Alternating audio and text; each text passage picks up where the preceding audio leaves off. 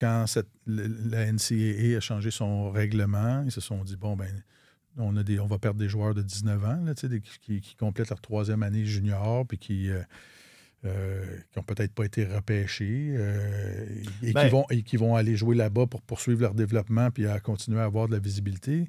Mais là, ce sont des espoirs de premier plan de 17 et 18 ans qui lèvent les feutres, là, qui annoncent qu'ils s'en vont. Si Gavin McKenna s'en va jouer à Michigan, on s'entend, là, Gavin McKenna, la saison prochaine, à titre de futur premier choix au Ça repêchage, attirait du monde. il aurait vendu des billets dans tous les Ouais. amphithéâtres de la Ligue de l'Ouest. Et ça, ils ne veulent pas perdre ces têtes d'affiche-là. Et honnêtement, je ne sais pas comment ils vont pouvoir contrer ça. Là.